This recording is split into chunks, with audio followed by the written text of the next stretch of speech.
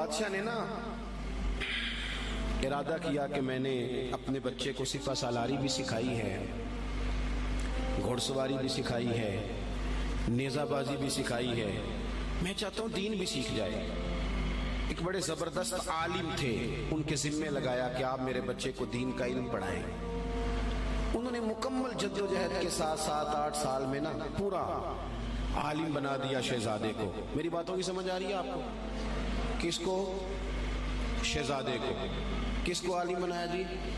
میرا بچہ بھی شہزادہ ہے نا، تو آپ کا بھی شہزادہ ہے۔ تو شہزادہ تو وہ ہونا چاہیے نا جس کو کسی کی محتاجی نہ ہو، اسے کچھ آتا جاتا ہو، لیکن نرا وہ شہزادہ ہی ہو، ویسے اسے کچھ بھی نہ پتا ہو تو زیادہ نہیں چلے گا۔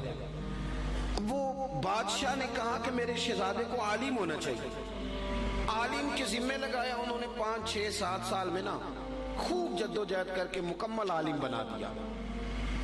ہارون رشید نے بھی کہا تھا امام کسائی سے کہ میں چاہتا ہوں آپ میرے بیٹے کو پڑھائیں، لیکن میری گزارش ہے کہ میرے گھر آ کے پڑھائیں۔ تو امام صاحب فرمانے لگے یہ نبی پاک کا علم ہے، سب کا سانجھا ہے، جہاں سب کے بیٹے بیٹھیں گے ہارون رشید کا پتر بھی وہی بیٹھے گا، گھر آ کے نہیں پڑھا سکتا۔ ہارون رشید نے اب جواب میں کیا کیا کہ امام صاحب کو نکال دو علاقے سے۔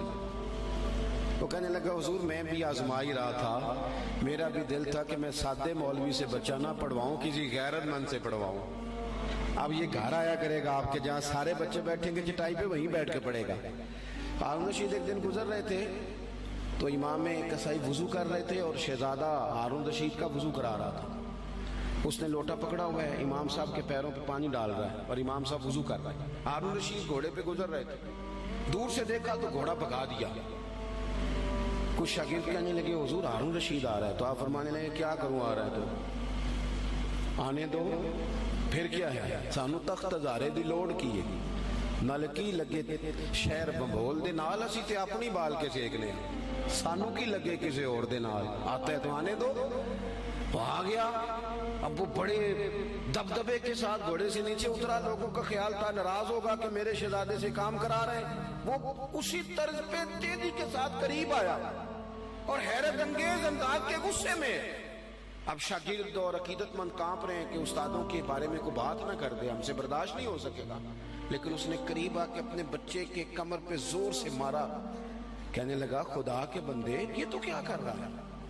استاد اپنے ہاتھوں سے پیر دھو رہے ہیں، ایک ہاتھ میں لوٹا پکڑ اور دوسرے ہاتھ سے استاد کے پیر دھلوا، تو نے پورا عالم نہیں بننا؟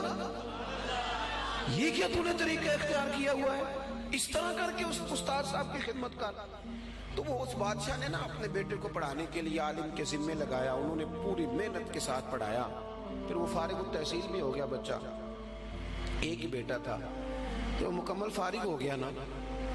تو استاد صاحب کہنے لگے پیغام بھیجا پتر کل نا مجھے تم سے کوئی کام ہے، میرے گھر آنا۔ مدرسے نہیں، گھر بلایا بچے کو۔ جب گھر آ گیا اندر سے کنڈی لگا لی اور چھڑی پکڑ لی، بہت مارا بچے کو، کمر پہ نشان پڑ گئے اور بلا وجہ مارا۔ اس نے کہا استاد جی میری غلطی۔ چپ کر، نادان، غلطی پوچھتا ہے، چل دوڑ جا۔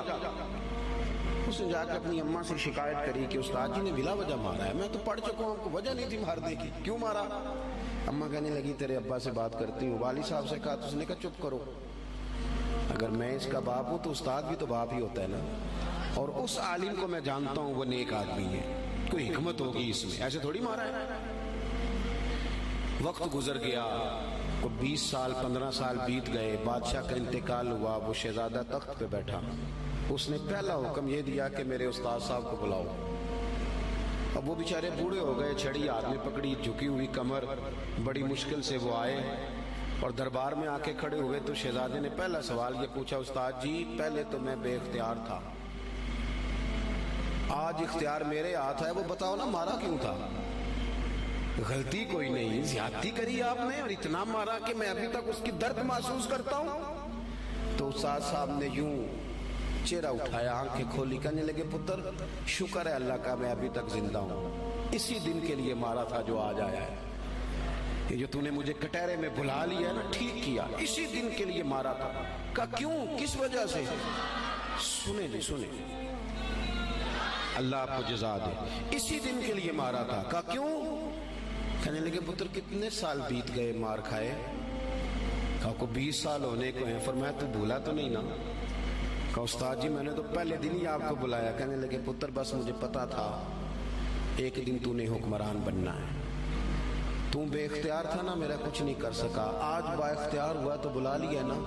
پتر تو حکمران بن گیا ہے، کسی غریب پہ ظلم نہ کرنا. اگر تجھے 20 سال نہیں بھولا تو اسے بھی قیامت تک نہیں بھولے گا. اور جب وہ اللہ کی بارگاہ میں با اختیار ہوگا تو تجھے بلوا لے گا. اس لیے مارا تھا کہ یہ جو ناجائز مار ہوتی ہے اس کی درد جاتی نہیں، اس کے نشان روح پہ پڑتے ہیں، دل پر زخم رہ جاتے ہیں. پتر تجھے آج تک نہیں نہ بھولا، اسی دن کے لیے مارا تھا کہ تیری تربیت ہو جائے. اٹھ کے اس نے استاد کے ہاتھ چومے، بٹھایا. کہنے لگا آج سمجھ آئی ہے، آپ نے صرف علم نہیں پڑھایا، آپ نے تو مجھے ہدایت بھی دی ہے. آپ نے تو اللہ کی بارگاہ سے مجھے ہدایت لے کے دی ہے، آپ نے تو میری ہدایت کی جانب رہنمائی کی. اتنا بڑا کام کر دیا. اپنے بچوں پر تھوڑا سا بوجھ ڈالے. اور میرے بھائی اگر ایک چھوٹی سی کھجور، صدقے کی کھجوروں میں سے امام حسین اٹھا کے منہ میں رکھ لے تو محبوب انگلی ڈال کے نکال دیتے ہیں. فرمایا پتر نہیں، ہمارے لیے ٹھیک ہے. ابا کیسے برداشت کرتا ہے کہ بیٹے کے منہ میں لقمہ حرام جائے؟ وہ کیسے برداشت کرتا ہے؟ ایک دوست مجھ سے کہنے لگے کہ گھر کے کونے سے نا رات کو رونے کی آواز آتی ہے، بڑے پیر صاحب آئے، بڑے عامل آئے، پر وہ ٹھیک نہیں ہوتا. میرا ذرا زیادہ قربت تھی، ورنہ ہر آدمی سے تو یوں بات نہیں کی جا سکتی. میں نے ان کے کان میں کہا کہ اگر بڑے پیروں کے آنے سے بھی نہیں نا مسئلہ ٹھیک ہو رہا تو ساری فیملی بیٹھ کے غور کر لو، وہاں کسی یتیم کے پیسے نہ لگ گئے ہوں، کسی بیوہ کا مال نہ اس کونے میں خرچ ہو گیا. یہ جو یتیم کے اور بیوہ کے اور غریبوں کے پیسے ہوتے ہیں، یہ تیزاب ہوتا ہے. تیزاب جدھر جدھر لگتا ہے وہاں سوراخ کرتا ہے. سب سے پہلے یہ نور علم لے جاتا ہے. اور میری طرح کے لوگ، یہ علماء جو مساجد کے مدارس کے محتمم ہوتے ہیں، ان کو تو اتنا باریک تولنا پڑتا ہے، اتنا باریک، کون سا پیسہ کہاں لگانا ہے اور کس ترتیب سے لگانا ہے اور کس جدوجہد. یہ تو اتنا مشکل کام ہے کہ میں تو بڑی دیر سے میں نے کہا بھائی مجھے بچاؤ اس کام سے. یہ اتنا مشکل کام ہے کہ انسان الجھ جاتا ہے کہ کس طرح کر کے ان چیزوں کو رکھا جائے. اس طرح جتنے لوگ ذمہ دار ہیں وہ اپنے گھروں کے اندر رزق حلال کے معاملے میں سمجھدار ہو جائیں. کیوں کہ میرے نبی پاک علیہ السلام نے فرمایا جو گوشت حرام سے پلے گا وہ جنت میں نہیں جائے گا. تو مجھے بتاؤ کوئی چاہتا ہے اس کی اولاد دوزخ میں جلے؟ پسند کرتا ہے؟ تو پھر ان کو رزق حلال کھلاؤ.